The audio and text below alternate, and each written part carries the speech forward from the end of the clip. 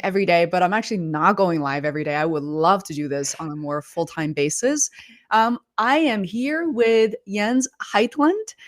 He is currently based in Germany. He is German, but he's traveled around the world. And I am so grateful for him to be here. And thank you. Shout out to Warner for introducing us. And briefly, that Jens is an entrepreneur, innovation expert, and business innovation coach, and currently making his mark as the CEO of Heitland Innovation. And he calls his entrepreneurial endeavor to be a really fun one. So, but I must get started, Jens, because I learned that somehow you started working at age 16 and as an Yes. electrician. Yeah.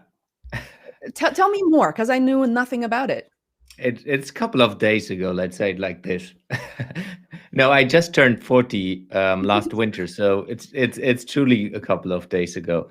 No, yeah, I literally started. I left school because I wasn't good enough at school, to be honest. So in Germany, in the German school system, you can either go towards university, then you need to add 3 years after the 10th grade, or you go into a dual education system where you go straight away into the business and learn like specifically for one area. And I decided, or I wasn't able to go longer to school, so I just looked for interesting topics, and then I decided, hey, electrician is something that helps you to do a lot of things afterwards. So I really started on construction sites, learning everything on building houses from an electrical perspective, and really going into that profession. Wow. I mean, it is a very big deal for me right now because I bought a house less than a year ago, and Yeah. my basement is being renovated. And working with electricians and going through the selection process and how much they're willing to charge has really astonished Yes. me. Yes. So I could still do all of that myself. That's the beauty of even that it is so long ago. Seriously. So you're Yeah. still knowledge still up to date. So something breaks down in your house, so you're ready to go. Yeah, yeah, no problem at all. Wow. Actually, I just personally find that type of training to be really helpful. I wish that school could educate us more on, electrical work, or, even how to like renovate things in our house, how to build furniture. Instead, I think about the track I went down on, how many more classes I've taken on calculus. I happen to be good at it. But then I'm also, I turned 38 and I realized how many minutes since I've been an adult to actually leverage any of the physics, chemistry, and math I learned? Absolutely nothing, 0%. Yeah. Yeah, and I'm in general a practical learner where you literally like I need to learn something theoretically and then directly apply it. If I just get the theory, I'm done literally. That's why Mm. I'm you will be laughing now. I was super crap in English. So speaking, writing English was always terrible until Mhm. 10th grade. Then I didn't do zero because in Germany it's not really necessary in the country. I was Mhm. talking zero English to age 27 and started all over again. Well, I didn't realize that because Yeah. as I mentioned, when I went to private school in the US for just 1 year, my roommate and, a lot of her friends are German, and their English was rather fluent, I would say. Would you say, because in my mind, all the German kids will grow up learning 6, 7 different languages. How come it was like, why wasn't the case for you? Because it's literally part of the educational system, and if you're not going to school further to university, then you don't have English. So in if you go the practical way, learning electricians and any Mm. other craftsmanship, they Mhm. they literally don't focus on the languages. Of course, you Oh. have German as a language and going more into that, but it's more about practical business topics. So how do you run a business? How do you do all the electrician parts? Mhm. And English was never a focus. So, and as well in private life, it was never needed in the small cities where I lived. Right. Where are you from in Germany? So it's the northern part. I mean, it's a Mhm. super small country to compared to the US. So you have Hamburg, which is in the northern Mhm. line, like two hours drive Mm. south, and the next big city is Dortmund. If that says anything to anyone listening to this. I absolutely love it. And once people travel to a place, no matter how rural, people remember that for the rest of their lives, and they will have bring back souvenirs and stories, and it's Yeah, yeah. very relevant. I know what you mean.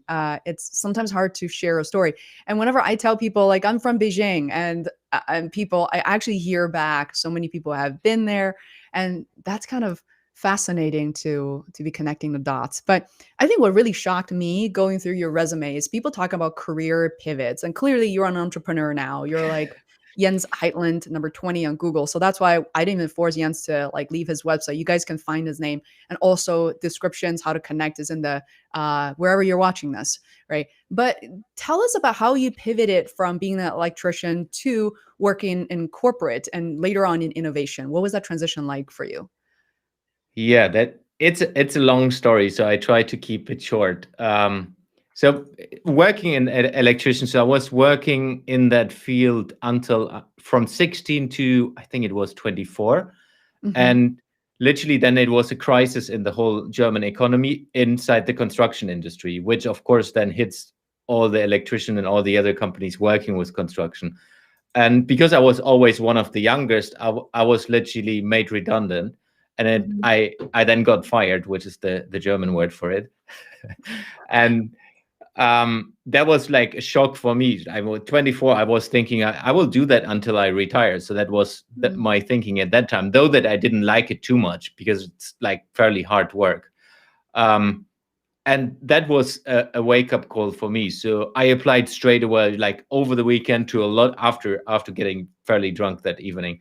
I applied to a lot of companies, and had a job the next Monday, which was awesome at another electrician. But then, funnily enough, starting working in a different company, I got the opportunity to do a couple of interviews, and then I was hired later on by my first big corporation, which was a European company that is providing all the real estate, asset management, and facilities management service for the Deutsche Bank, which is one of the biggest, if not the biggest, German bank. So I was dragged into that world and still working with technology and technical stuff, and then growing inside of that organization. What was quite funny is like German hierarchy system, which means you don't talk to the boss of your boss, never. Hmm. I was at a Christmas party, and it was the chairman of the board in the Christmas party. And of course, it's like you don't talk to this guy, especially not when you have had 2, 3 beers. And what happens? This guy is sitting next to me on the dinner table. Hmm. So I was super scared, was trying not to say anything, but then we have had kind of like a good chat.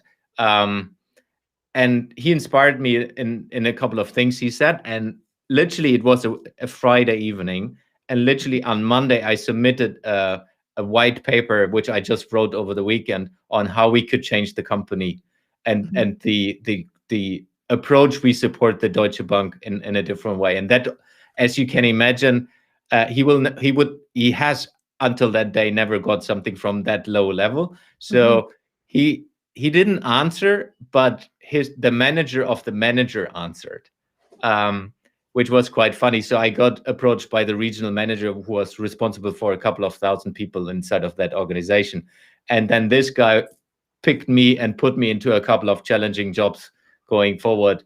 Then was internally moved to be assistant of a country manager, and then I got headhunted by another big corporation where I've then later on worked 12 years, which is one of the biggest retail companies in the world. Hmm. Yeah, as I said, it's fairly long story. So then growing inside of that organization, same spirit, like, hey, how do you try different things? How do you put yourself forward? Taking responsibility of 11 stores, country responsibility in Germany. Then I was pushed into that was the start when I started learning English. So one of my mentors said, hey, you don't speak English. How can that happen? If you want to make a career in an international organization, you need to speak English. So he challenged me and said, you go and search for an English class, which you can take. We Hmm. will pay if you manage the exam. If you Hmm. don't manage, then you have to pay. So I managed to get into English very fairly quickly. So I did every day. Um, And then I was proposed to be global project manager for one of the biggest and most important projects in that company at that time. Which, as you can imagine, like reporting to the global board, from being the small guy reporting to the global board and meeting the big CEO of a 150,000 employee company. So Wow. yeah, and that brought me again onto a completely different path. Moved to Russia, worked in Russia for a couple of years, lived in Moscow, then went to Sweden and later on to Denmark. And then I literally then started all over again. So I was global head of innovation for that business, and got a new manager. Got a Mhm. new manager, and how to say that in a nice way? Let's say we didn't come along in a Mhm. positive way, and it was for me. It's like it was a time where I was traveling around the world. I was responsible for 25 countries. Was really like jet setting, crazy schedules. Was landing in Denmark because Denmark and Sweden are connected via a bridge, and when you land in Copenhagen, and I was living on the Swedish side, so was landing very late, super tired, getting into the train over the bridge, and like was just thinking like this can't be the future. It's like I have an amazing job, I have amazing things to do, and I have a career opportunity, but Mhm. I might not get it because of that person. So Mm. standing in that train, you land in stopping in the first train station in Denmark, running up the stairs because the bus is always leaving like 2 minutes after. And of course, what happened? I missed it.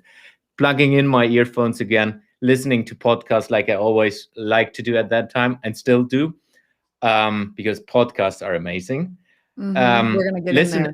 Yeah. listening to Seth Godin's podcast Akimbo, and he was talking on a topic that was connecting the dots. So how is the society educating people and kids specifically, and that kids in these times are learning how to collect dots, not to Mhm. connect dots. Right. And I was thinking like, holy crap. Yeah. I'm Eye-opening. yeah, I was how old was I? Like 36, 37. Mhm. Yeah. It's like I have collected all the dots. Like I've had one of the best careers in that company as well, from a career check and from a speed perspective, but it's not bringing enough to me. Mhm. So I decided that night that I will start all over again, built my own business, and started literally leaving that company a couple of months later and started all over again. Yeah. So, and that's who I am right now. Wearing t-shirts, wearing flat caps. Yeah. And you uh, you did that, by the way, when your daughter was being born, right? When yes, you yeah. when The you most scary moment you should not do, but yeah, all came together. So we decided like let's go into this and yeah, just try.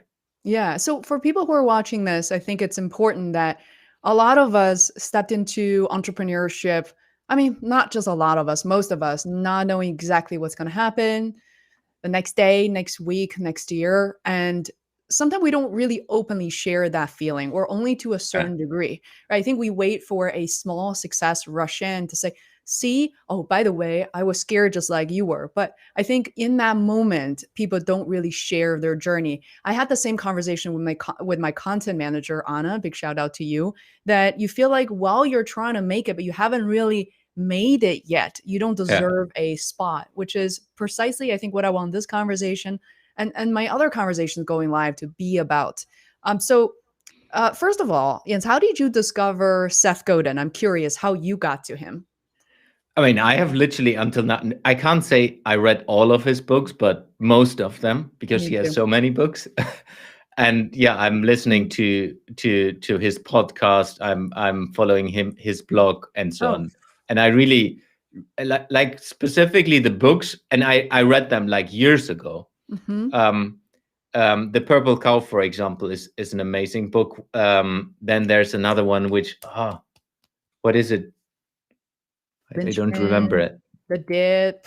I know. Like the with the The bird. no, it's not the bird. This is not the bird one, the No, tribe. it's like don't fly too high because you burn your wings. Yeah. The Icarus Yes, deception. Yeah, the Icarus bird one. Deception. Yes. I can Uh, barely. I couldn't remember the title. That one is so good. That one reminds me of Linchpin because some of the concepts are obviously Exactly. overlapping. So, oh my Uh, God, isn't that interesting that we met through Warner, who I met because Seth Godin, but like people, this is the crazy connecting dots, but connecting people. exactly. Yeah. I feel like Seth Godin is someone who throws out the breadcrumbs and the M&Ms, and people from around the world, like a global village, which is a new term now, that we just pick it up and we kind of hold whatever. I even have the pin here, but we are like holding the M&Ms. Like, I like this. Let's find all the other people who have picked up these M&Ms and collected them, and how we can share these conversations. And also, most important, not to feel alone. But I would love for you to talk about connecting the dots, because it sounds obvious and it's not. These days we live in this social media world where there's so much information, there's so much of that, unfortunately, is a waste of time. It not only doesn't help you, it actually hurts you. I'm Yeah. referring to those clickbaits of a 6 months, often like a 2-week entrepreneurship plan, the blueprint. I don't, it's fine for products to be called that, but it's misleading because there is no blueprint. There's barely a compass. There's a compass, I guess.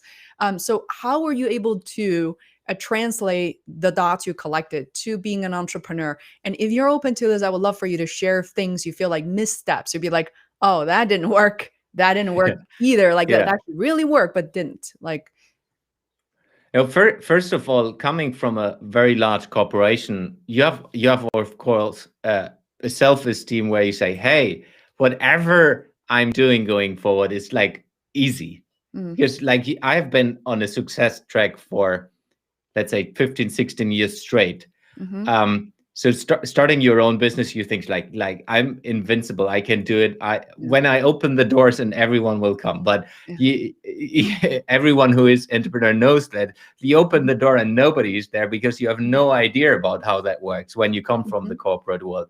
mhm, So that was number one. So I started out with, hey, I'm doing just executive coaching because that's from a professional perspective. I've learned that over the last years. I've had professional courses. I was a coach, and I was comfortable in doing that to executives, but nobody was really interested in buying that. Like one or two or so, um, that wasn't really successful. So then I was saying, hey, I miss the innovation piece, which I was responsible for in the large company before. I miss that, and I would love to get that back. So then I was looking into how do you do that how do I merge my two worlds, which is like coaching and innovation. And then I mhm, was looking into, hey, why not calling it innovation coaching or innovation business coaching? Um, and kind of that found something for me where I was really comfortable in approaching that with different angles, using as well my personal brand and my history in supporting organizations. So that then slowly took forms and went better and better. But still, I didn't have the understanding of how do you put a systematic approach together to run a business. mhm, I was having, I think I was having all the good things somehow in place, but I didn't connecting the dots again. I didn't connect them properly until, when was it? Last mhm, summer. Last mhm, summer was really a decision where I said, "Hey, I'm now completely rebuilding it again. I'm looking into how do I structure it again. I'm getting on a different path." And that was the first time I was thinking about starting a podcast, starting a YouTube channel. It's like really doing it in a completely different way than you are used to from a corporate perspective. Because in the corporate world, I was having a marketing department. I was having people taking care of all of that, and I mhm, didn't have anything of that. So and like Werner is always saying, it's like you work in your business, not on your business. And I mhm, was definitely like that the whole time. I wasn't really understanding of how do I approach new clients, how do I get new clients, how do I market myself, all this literally basic things I didn't know. So I educated myself fairly quickly uh, in just doing it and mhm, failing. Like trying to acquire someone in a conference didn't work. mhm, Trying cold calling, sending emails, sending whatever messages on all the different platforms didn't work because I mhm. was not visible. Right, right. So what was quite cool, and that was for me really like the first step is um, looking into the world and looking into how other people are doing it. And then I was looking at people like, of course, Seth Godin as Mhm. a really fascinating person. Then I was looking at Tony Robbins and a couple of Yeah. others who are not the corporate guys, but very, very successful. So what I was doing, I was deconstructing how they build their imperium. Mhm. What are the different mechanics they're using and how they do that? And that's what I've built for myself. So I call this now the business boost system, where Mhm. I really look into what are the different mechanics that help me to be successful. And one thing is that's why we are connected as well, podcasting, because it's all about being attractive. Mhm. If you don't have a huge brand name like all the big corporates, you need to build a brand for yourself, which is for myself. I have decided building a personal brand first and then building my business brands on top of that, because I can decide what the business is going to be, because I'm Oh, an I innovator. love I it. want to do it differently. So I really Mhm. looked into how can I make myself attractive? How do the Tony Robbins, Seth Godins, and podcast was one of the things where I said, hey, this is an amazing tool. I'm Mhm. fairly okay talking, as you can hear, Mhm. even in In English. English, yeah. I most probably can do it better in English than in German right now. But Mhm. it's like, hey, let's start. And then I just started doing a podcast. It was crap. It was not good. So I've had family and friends the first 20 interviews. Mhm. Um, but I just said to myself, I will just do it, and I will do 3 episodes a week, because that will It's a get lot. me successful faster. And on top of that, I said I've never been on videos before. I will start video on this at the same time. So I started a daily vlog. I started a mission where I want to empower 1 million people to innovate in 2021.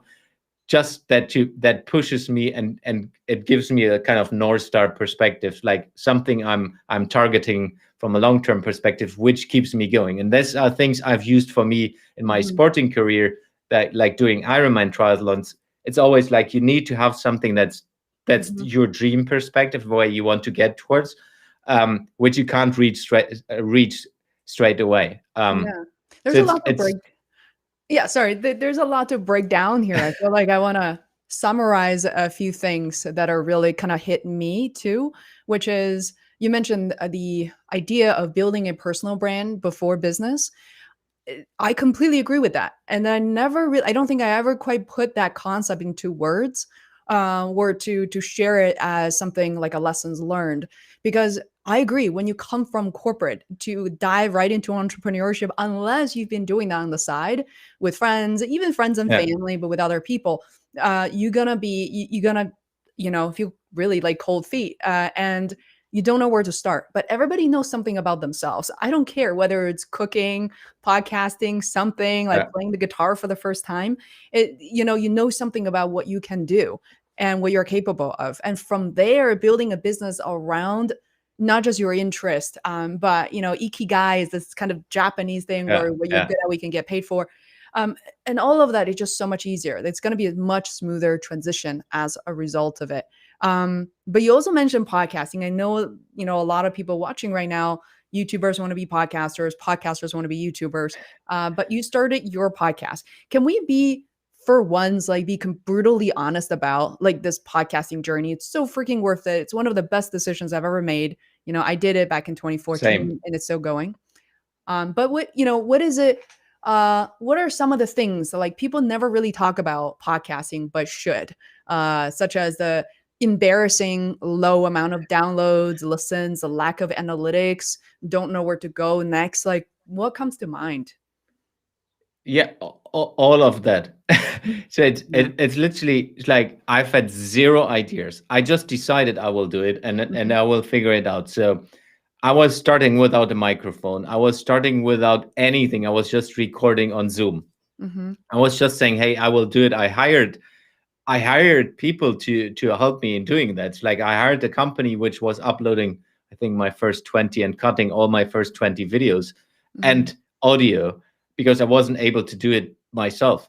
So and that's I was having the money to do that, which helped me to get a little bit faster head start, but it was still crap. like the quality wasn't good. My questions haven't been good, and they're still not super good, but they're getting better. Mm-hmm. Um, so the downloads were like almost zero. It was family and friends, and even family didn't because they don't speak English properly. So Yeah. it's like Yeah, but beyond, but that. let's what were the, I mean, you have 85 episodes live right now. You're pushing for 100 quickly. That is not nothing for anybody who's watching. The average, on average, podcasts will release up to 7 episodes and they kind of quit on the Yeah. mark. And what was it? Just give people a general sense. I'm happy to share that data too. Like, it was not zero. I know that, but like, how low were some of the initial downloads? No, I mean, like, I think the first one was better because, of course, Yeah. a lot of people check out. Hmm. Specifically with me, I mean, I have still quite some followers from the old days where I was the corporate guy. So, of course, when I post something at that time, everyone is Hmm. looking, oh, what is this guy doing? Does he Sure. have a Yeah. new job or whatever is going on? So it was like 27 downloads of the Okay. first episode, which is Yeah. not too bad.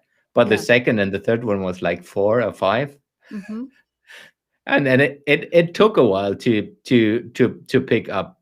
And of course one part is um the quality, and it was mainly like my production quality, not the cutting. And I Hmm. think the audio wasn't too bad as well, but it's more about people. And that's also what I learned and Hmm. seen myself as I wasn't comfortable in doing it. So Hmm. I wasn't ready in a way of doing it. So you need to get into it. Hmm. And honestly, if I look back, I think the first real one where I said I felt comfortable Hmm. was from episode 60 onwards. Hmm. And that's Yeah. where Figure at that least out. I for myself say, hey, from 60 onwards, I'm now able to contact anyone in the whole world to ask them to be on my podcast Okay. because On that I note, can ask questions. okay, you can. All right. I feel like there's some things I'm like, I don't mean to cut you off on That's purpose. I fine. feel like I want to get in there. Uh, I think what I heard versus what you said may be a little different. But now you have the after episode 60. If you were to ask me, I would probably say the same thing. I think I went through phases after 60 versus after 120, 180. I think, like you said, every 50, 60 episodes, I always become a different person, different type of Yeah, creator, yeah. new tools in the toolbox. And you said after episode 60, you feel confident now. You can interview anybody in the world. But did you also say that you have the confidence to potentially reach out to anybody in the world? No, that's the stupid thing, to be honest. I didn't do it. So it was still, I mean, I have huge network due to my history. So I have used the whole time. So 60 is still 90% my own network. Mm-hmm. Um, not real close friends, but people I know and people who respect me and people who did it for me. Mm-hmm. Right. And still people do that for me. Mm-hmm. But then I really started, and as I mean, we have talked about that as well, and I've taken a couple of lessons from you as well. It's like you have reached out to a lot of famous people and a lot of people you didn't know, and Right. Right. I incorporated that as well. And for me, it's now everyone who is listening to this, it's an amazing lead generation for my whole business. Yeah. So like I made, even with the 60s already, I made, I don't know, quite a lot of money, not Mhm. with the podcast in itself, like advertisement or so, but Yeah. with people I interviewed or people who have listened to that, who then engaged with me and said, hey, you're completely different than anyone else in the industry. And then Mhm. industry for me is like retail, real estate, property. That's where I've been working with, and as well the companies I support with are mainly in. Mhm. I mean, there's no one with a t-shirt and a hoodie and a flat cap and talking about innovation. They're all like shoots Mhm. people. Yeah. So, and they liked that, and they said, "Hey, let's have a chat." So it's really growing into this, and now I use it strategically Yeah. to reach out to like big shots. Yeah. And I How do know you it's do like that? this Dream 100 concept. I don't know if How do you dream 100? Yeah, tell us about Dream 100 concept. so. Dream 100 is a concept. I don't know who has invented it.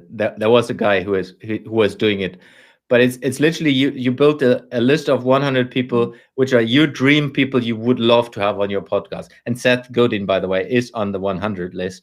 Yeah, I yeah. think I have reached out to him, but he didn't reply. Um, Mhm. That's okay. It's not that's just never, how it's it not is. right now. And exactly. yeah. And exactly that's the point. So it's the fear of rejection was very, very high for me. And it's today, I would say, it's still there, but it's not important for me, because for me it's like I have been in the executive position myself, in the management. I know how many emails or contact requests or whatever people get, Mhm, and I wasn't able to respond, which was stupid for my side, saying it today, being on the other side. mhm, um but I know what's going on, so that you can't agree on everything, and maybe not everything, but it's also I did it wrong. So mhm, that's like I was shooting out invites to say, hey, would you love to be on my podcast? It's awesome. I'm the innovator. I'm this guy. I'm this guy. And mhm, today I'm doing that, and the response rate went up. I'm doing that. Hey, love what you have posted. Love your personal brand. Love, like, talking about them, talking about them, talking about mhm. them. And hey, by the way, I'm the host of a podcast. My listeners would value Exactly. your opinions on this. So I put everything about the person I want to interview, and Mhm. the response rate went up like more than 50%. So, on that note, for people who want to reach out, whether it's for podcasting, YouTube, or you just want to, get started maybe with affiliate program or considering business partnerships, what Jens just shared is critical. It's really not about you. There are bits and pieces about you, but you really have to make this offer really compelling for the other person. You literally have to consider swapping positions. If you are the other person, like if you're Yeah, reaching out to Seth Godin, for instance, he has dozens of best-selling books out there. He runs LTMBA, marketing seminar. He's super busy. He's actually not that busy. He told us honestly, like his calendar is very empty. He has like a lot of time freedom. With that said, he's very selective about who he yeah, does what with, and it's important to talk about what you can do for them, but also your audience. And I encourage anyone, everyone, to really share not just the downloads, like, that doesn't really matter. In fact, I remember my most recent experience of recommending a brand new show, Enabled Disabled, to someone I know. Like, as a new show, you naturally have a very small platform, duh, yeah. but you can talk about your small but mighty audience and how that will make a difference, because this person you're reaching out to may want to do precisely that. Maybe you just hold the audience as exactly what this person wants to reach. And if not, remember what I said, it's not never, it's not right now. So Exactly, exactly. It's all mindset, and it's also, I mean, there a lot of, specifically in my area, so if you take again property, real estate, and retail, even, there are a lot of executives which I would love to have on my show. They have never done a podcast. They have never done something like this, so they're not even comfortable, and that's sometimes why they are saying no. And sometimes I always do an interview session before, where we chat and get to know a little bit mhm. each other. So then I'm taking the fear from them as well. As, hey, it's just like we did right now. There's no difference. Yeah, that's such a good point. Just assuming that everybody is comfortable Yeah, is another mistake I made, right? And it's so funny, the intricacies of podcasting and live streaming. At one point, I want to share this. I think a few weeks ago, I was thinking, Warner. I confirmed he was using a 4K camera, so I set up my 4K camera. It took a lot of work, but we looked the same. And I was thinking, like, oh, moving forward, high quality production. That's what I'll be using. I was wrong, because I ended up interviewing a lot of people I want to put on the show, and they had, like an HD Logitech or even their, regular yeah, FaceTime webcam. It would look actually quite silly if I'm on a 4K camera and then they're on a 480p. So it is not, what, as creators, like, there are things we do to impress ourselves to feel like we're going up and up. But I think it's also important for you to focus on the actual content. You can always improve the camera, the microphone, the lights. You can spend yeah. as much money and time as you want, but some of that, it's just not necessary when you start. Starting is the most important part. I so agree, and that's the same for me in YouTube. Mm, Um, I just, and it's more. I don't use YouTube as you maybe should do as a YouTuber. I'm just using it as a compilation of all my videos. mhm. With and and for me, it's really, I wanted to challenge myself getting in front of camera and publishing it straight away. Yep. And just doing that, it was in the beginning, it was terrifying, and Mhm. it took me ages on doing small videos. And Mhm. now, because I literally started when is like 10 months ago. Mhm. Now Mhm. I can jump on a video. I know the settings, I know how to set things up, but I'm as well way more comfortable in talking into the camera and being present, because Yeah. that's then what the people feel. It's not about, do you have the best microphone, do you have the best camera? It's more about, what energy can you give to the people who are on the other side. Yeah, exactly. And many of those you never even hear from. Right. For instance, even on LinkedIn, Facebook, sometimes you don't see the number of views. You only see if someone likes something, engage Yeah. with it. With that said, there are, creator studio that can give you more data. But I think one of the most liberating thing I actually learned from Seth Godin, I so appreciate him for saying this. He actually told me, he's like, well, if I compare myself, I'm like, yeah, who do you compare yourself to? Who's done less? Who's done more than you? It's like, it's impossible. He's like, well, yeah, I could look at Malcolm Gladwell's data and think that, my day is trending down or something. It's not as much as, the number of views he used to get. It was shocking to me to hear that. But at the same time, what he said is like, I don't look at any of that stuff. Every once in a while, maybe someone he works with will Yeah. say something, but he's like, I don't care. So for me, I don't, other than, yeah, open raid general for my email list, I don't go to unsubscribe list and who unsubscribed. Like, why do we do that? Right. And I want to come back to YouTube real quick, because it is kind of really terrifying when you do this for the first time with live stream too. There are people who went live, didn't know, there's a glitch with the program. But I love when you said you use YouTube as a dumping ground. So when you do this, of course, strategists like myself included would say, you see, Jens, what you really should have done is you should have a look at the video and do a clip of the 1 to 2 minute most astonishing part of the video. Yeah, but if you did that, you probably would have never launched your channel. So for anybody who Exactly. want, right? For anybody who's watching, what you can do is dump your videos on a channel. And guess what? If they don't perform, when you're ready to do the fancy camera lighting, you just start another channel. You Exactly. you can start infinite channels with one Gmail account. How come we didn't think about that? It's like the same thing. I see myself sometimes. I get into cooking and something, I experiment cuisines from all around the world, and I beat myself up after finding the perfect vegetable, and you chop it up, it doesn't quite taste the same. It's like, why? What? It's like, yeah, it's normal. It's like, Yeah. why are we like, I don't understand why we do this to ourselves. Just be aware that you can start new channels, you can start a new podcast artwork. You're allowed to change your mind. You're allowed to get better. So all that, it's okay. Yeah. And what I've decided for myself, which may be a little bit like strange to hear, but I'm doing this first and foremost for myself. True.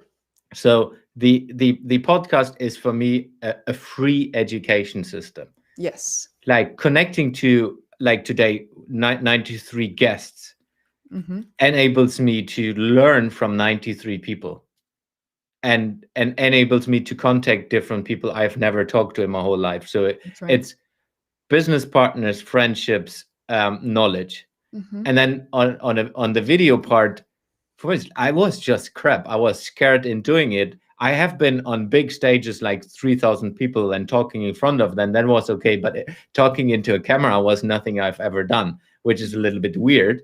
But I just said I will do a daily vlog, whatever comes. I will document my journey, Mm-hmm. specifically with the focus on this, reaching 1 million and doing fun innovation topics. But I was just doing it for myself, to challenge myself to get better with video. And Mm-hmm. it's again education, doing it for myself. And yeah, if there are 5 people watching it, or 1 person, or 0, I'm fine with that.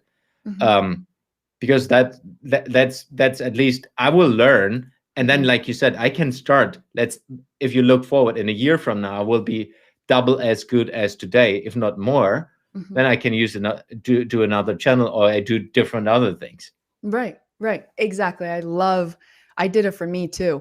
Hmm. And exactly like you said. And I don't think it's selfish to say that or to realize that, because if it's not for me, if, for instance, you come from a corporate world and there's certain things you don't like and you want to change it, and then you ended up starting a podcast to talk about exactly what you disliked, corporate marketing, for whatever reason, Yeah. then you're not going to enjoy doing it, even if you sort of have a built-in audience, because that's the environment you come from, where that's the easy stuff to do. So we can reference so much of what Seth talks about. Even one of his daily email today is like, I did what I did because my boss told me to. It was easy. It was Yeah. urgent. So I think put yourself at the center. You just be a happier creator. So I'm going to pivot a little bit to respect your time here. And Jens, is that there's an area we get into, and I really wish more people talk about it. It's basically about delegation. Delegation is the one word that is not foreign to us creative entrepreneurs. But when I started the podcast, especially, I was thinking, okay, I did too, I swear. This has to be generating money before I can hire anyone. And at the time, I worked full time, so I did have an income, one or two income revenue streams, right? Mm. But what I didn't realize is making money straight from podcasts was impossible. Of course, I ended up also growing my business as a result of the podcast, similar to your journey. Yeah. And then, after a couple of years, I ended up hiring an editor, Herman, the best decision I've ever made. And he not only helps me offload and I can delegate, he teaches me to be a better creator, gives me fresh new ideas, be my thinking partner, overall making me a better person, And but right before I found him, I was thinking, well, this money can really save up for mortgage, could pay for electricity bills, Wi-Fi, and I could just so much of my concept, especially as an immigrant, it's like Yeah. save, save, save. Faye, you have the free time, you should do it. And finally, Owen Video confronted me. He's like, just because you can do it doesn't mean that you should. I was like, oh. Also, he's like, just because you have the time doesn't mean you should do everything related to your business. He was so blunt, and his Yeah. business Yeah. is so much bigger than mine. And so I saw my limitations, and I want you to talk about that because I know you're on the verge of kind of diving into delegation No, and growing. Yeah. I mean, I have done different. I have had different phases. Coming from the large corporation, I delegated everything. Mm-hmm. It's like, but I wasn't getting it, so I wasn't learning, and I was spending way too much money for other people. So then I pivoted into the other direction, which is the other extreme. I did everything myself, Yeah. and I still believe that it's good to know how to do things because you can just work in an ecosystem perspective. So Mm-hmm. sometimes I do like a whole week of all postings myself, Mm-hmm. and then I'm giving it back to my virtual assistant. But I agree. It's like I have Mm-hmm. set myself an hourly rate where I said everything below that hourly rate I'm delegating. Mm-hmm. And Mm. after we talked last time, I hired another video person cutting Yeah. cutting the videos, even the one you recommended. So Yeah. thank you for that. Oh, I'm so Um, thrilled to hear that. because for me it's also having the choice of and we talked about that Mhm. having the possibility of having different price levels of people working with you, Mhm. because sometimes, I mean, if you work in a business like I do, sometimes if you take just the coaching business, it's going down. You don't have a client for a month or even two Right. months. Right. Then other parts of of my ecosystem business wise, then buffer that up. But if Mhm. they don't, I always try to switch down. So I can do everything myself again, or I can just Mhm. transition to another person, which is then a little bit more affordable. And maybe Mhm. the quality is not as good, but even not the case sometimes. Mhm. Um, so it's really it's super important to delegate that. And I want to crank that up even more again, because I Mhm. was like delegating almost everything in the Mhm. beginning, which was stupid, to be honest. Mhm. But now, really, that I feel I have my system in place, I have all the things, and I know exactly what works, what doesn't work. I Mhm. want to delegate even more to other people. And I right now have one, two, three, four people working for me, so it's not a few only. Yeah. Um, but it's really giving more things away that then helps me to like focus on creating better videos on YouTube, doing more interesting things we talked about, just using my creativity in different ways, and then as well, of course, focusing on clients and helping them in different Yeah. ways. Yeah, it's really fascinating. I agree. So I to like share some even more concrete next steps. I think for people who are starting podcasting, YouTube, or your own creative entrepreneur journey, I think it's important to look at the things that you want to learn how to do. There are things you absolutely hate doing. For me, it's social media. Those things that you can learn to a degree that is helpful to you, but then you can delegate maybe the publishing using a social media platforms. But also, when it comes to podcasting, I too started editing the show using Audacity myself. I could never imagine doing that. I never studied audio engineering. It just seemed like this fancy thing. I remember a colleague came up and said, "Oh, you edit using Audacity? That's cute." Because you're supposed to use like, I don't know, Logic X or something, or Audition, which I never knew. I did just those platforms. Just I find super intimidating. I'm really glad I learned how to do these things, and Yeah. I even put together courses to teach other people, non-audio engineers, to do the same. But there was definitely comes to a point which I think after about 8 months or so, I hire somebody else. In retrospect, I probably should have edited and just learned in 2 to 3 months and then start to offload. And if you think it's so expensive to find editors, whether it's for a podcast or video, it's not true. You can find someone on Upwork or elsewhere, or send me an email, Feisworld at Gmail. I can refer you to much cheaper, affordable editors as low as, $40, $50. Obviously, the price can go up if you need a ton of B-roll or like special Yeah. effects. Yeah. So, like, I wish we talk about this more. I'm like, $50? I always thought it was at least 3,000. I thought you have to be a famous person. You have to be a Seth Godin in order to get help. No. So I agree, and it's really, if you look long term, if you just say it's an investment into your future. If you yeah. specifically podcast for, I truly believe that if you stay consistent and it's like up your game on quality with your podcast in an ongoing base, and it will be successful. Mhm, mhm. It may, let's say, even if you only have 500 subscribers and listeners, that's already a lot for some people. Mhm. It's not about how many people are listening or how many people like your stuff on Facebook. It's the Right, one person who wants to buy something and you right. drag into your ecosystem, because there are a lot of people who are just listening. Mhm. They don't want to engage. Same on social media. There are a lot of people who Exactly. are just seeing what's going on. That's why I say this attraction is so important. And for me, Mhm, attraction comes from visibility and credibility. mhm, If you can be the most credible person on planet on your topic, if nobody sees you, nobody will hire you. Yeah, nobody can buy from you. It doesn't Yeah, matter how many products you build. And exactly. you hit on something so important. And I want to use like these whole vanity metric system has, not killed us literally, but like killed our creativity. Yeah, If you focus on YouTube for subscriber count, if you focus on listenership or number of subscribers for your YouTube, and if it's something like a single double digit, you're like, I'm gonna just throw in the towel. This was not worth it. Please change your mind, because just like Jens said, the way that why people will not subscribe is something entirely different. I don't know why industry experts keep bragging about these things. Like, think about the last time you watched a YouTube video. What made you subscribe? At one point from my basement, I had to look up certain things I would otherwise never look up. Maybe some of that is like electrical related, right? I needed to find out one thing, like which light bulb to use and why. And I watched that video, I will never subscribe to that channel because I don't need to watch yeah, the rest of it. But I really appreciate the creator for doing this, or helping me solve this one problem. So please don't beat yourself up if you don't see the subscriber count. There are other things I just want to be clear with YouTube, especially Jens, because you're a creator there. Other things, metrics that are reasonable to pay attention to, such as within engagement and audience. Like, are people coming back to watch more? Are you having more fun as a creator? Maybe the views are going up, maybe the watch time duration are going up. Like, why are we beating ourselves up with like one number and then like put it on the whiteboard? That actually doesn't help you.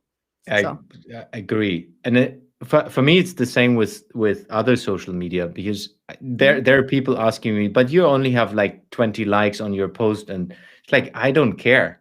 Yeah, exactly. Because if I really, because I'm posting for quite a lot, if I would really watch every single post, how many people like and what's going on, I would not do anything else. Yeah. What And what do it's, first of all, what does this person mean? Like, you only have 20 likes. What does he have? Like zero like? No, And that's even if it's 21, for me it yeah. doesn't matter, because in the end, my metrics is Mhm. first and foremost, I want to have fun. I want to enjoy what I'm doing. Right. If that's the case, I'm super happy. If I You can are. earn money with that going forward, and today, that's Mhm. the best space you can be in. Yeah. And that's literally the space where I'm right now. I Mhm. having ton of fun. I enjoy the process. I'm learning a lot of things on the Mhm. go, and I'm earning fairly good money with that stuff. Yeah, and you're So supporting your family, you can spend more time with them. Actually, I know you're very busy right now. Maybe, like, maybe your ultimate goal is even more time freedom and, invite you back to talk it about that. is, it is. So it's already right, it's already happening. I mean, let me put a concrete thing, which is with your young daughter. I believe she's only 3. Like, how are you seeing the change between your relationship? Do you find time to do more with her? How has this influenced her even? Yeah. So there are a couple of things. I mean, I have always like true entrepreneurial spurt where it's like Mhm, I go all in, I do a sprint, and I like mhm, get things done, and right, then I also take time off, which nobody sees, of course, because people just see my business stuff and think that's me mhm, 100% on social media or wherever that you see me. But it's like I'm literally taking every Monday afternoon and Friday afternoon off to spend mhm. time with my little one. So Um, every Friday we go to a farmer's market, spending really the whole afternoon together from yeah, 12 o'clock on, literally, or sometimes 1 o'clock. But if I would be in a normal corporate job on yeah, the level I was, like, forget it. That's not going to happen. yeah, no So way. that's just the beauty, and I'm even more focusing on that because I'm Mhm, really into how can I automate more. So I'm right now in mhm, the production of an online course which comes out in the next 2 weeks, mhm, where I teach consultants and coaches on how you can leverage my system, this business boost understanding, to mhm, get your coaching up. How do you mhm, use that and reach the big clients like I do? mhm, Really building a little bit more automation, because that's what I do one on one mhm, with a couple of clients, and just doing that will help me to unleash a lot of time, mhm. and spending more time with my daughter, spending more time on creating or finding other big clients. Yeah, So exactly. Other big clients opportunities. I think more, with the course launch or digital products can definitely give you more time freedom back. And the idea I have seen also with I don't have a ton of digital products. I have the Zoom timers, I have the YouTuber kit, and to see that how they generate passive income, it's just beautiful. You wake up, literally the first thing, I wake up pretty late too. I look at my phone, I see a list of orders come in, and I'm thinking, wow, this is truly like making money in your sleep, which is really wonderful. Even if you start with small amount of money, I think I have a video coming out on my YouTube channel. It's like how to make 1K a month from digital products. And some yeah, people are going to be like, 1K. I mean, some people but like, that's yeah, that's already, for a lot of people, they can live from that, yeah, exactly. depending Like where that's you are great. in the world. It's like that's not too bad. I mean, if you just take my clothing brand stuff, that's all 100% automated dropship business model. I saw that. You use So Printful? yes. Oh, I love it. I saw your all the clothing. That's so brilliant. So Mhm, what it is for me, it's that I want to establish as well this, I mean, mhm, innovator and innovation as a lifestyle. And that's mhm, the same for, if you're an entrepreneur, it's a lifestyle choice. You mhm. can work 24/7, but you can as well build systems that help you not to work 24/7. Right, right. And for me, that was also one of the choices of going out of the large corporation, because if you are in certain positions in large corporation, that demands that time and attention from you. Yeah. And for me, it was also time, like you said, it's like my daughter was grown, and all of that coming together, it's an Mhm. opportunity where I said, hey, I will change my life completely Right. different. My whole business, so I have 5 businesses right now, they're all set up as a remote first business. Mhm. So I want to be independent. I want to live wherever I want in the future. And that's how I set it up for myself, which gives me the ultimate freedom. Yeah. And For sure. that's why I say entrepreneurship is a lifestyle choice. Yeah, for sure. This is so wonderful. I mean, all your five businesses, on top of that, your products, so for men, women, for kids, uh, it's wonderful, and it's never too early, too silly to start anything you really don't know. And definitely don't listen to even friends, family, colleagues to say, how are you going to make money? How much money? Or how soon you're Yeah. going to make money? Why is it worth to you? You have to know that it's worth to you. As silly as it sounds, if you don't start, you won't fail, of course. But if you do, I think you will learn so much along the way. And I always tell people, if you find out that you're a full-time person, that's also quite okay, because you can always go back to corporate. I actually know a few people who chose that path and who are happy, and it's just not me. I actually can never ever see myself working in corporate again. I even Yeah, it's announced on LinkedIn, but it's true. same here. Same here, I can tell you. Yeah. So what I did, which I highly recommend everyone who is thinking about doing it on Mhm. your own, I did the fear setting exercise from Tim Ferriss. Mm, So where you literally write down, it's like, what is the worst thing that can happen? mhm. And like really the worst case. And then Yeah. you look into, okay, what would be the a little bit more probable case? So the Mhm. worst case is like you're losing everything, everything is, and still then you look into how do you solve the worst case? Yeah. If you take myself, if I really lose everything, it's like my business, I'm getting bankrupt, worst case, I can start on construction site next week Correct. Yeah. and and can earn a living for my whole family. Right. I can do that literally. I mean, I wouldn't do it, but I can whatever do presentations for a lot of people, like Mhm. going as a freelancer on Upwork, whatever. It's like I have Mhm. a list which I Yeah. wrote like 2 years ago with topics Right. that I could do easily within a couple of days. I'm set up to earn a living from that. And you So haven't had to go to a job site to be an electrician, but it's so helpful to write them out. I love Tim Ferriss' work as well. I yeah, haven't followed as closely when he became this kind of fitness guru thing. I'm like, oh, okay. But there's one thing he also said, like, along with the fear factor, he said, try eating rice and beans for a week. And he did it. He's like, it's not that bad. I mean, this no, is it the is. worst.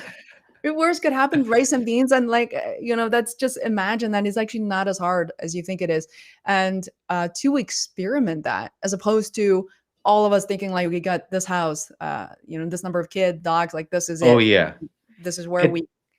That's so important. I mean, we're now in a lucky situation. We live in Germany, we live in a house. I have Mhm. no problem like moving next week into a 60 square meter apartment, living instead of a huge environment in a small apartment to keep my business running. I would rather do that than just going back into the corporate world Yeah. just because I have way more fun here.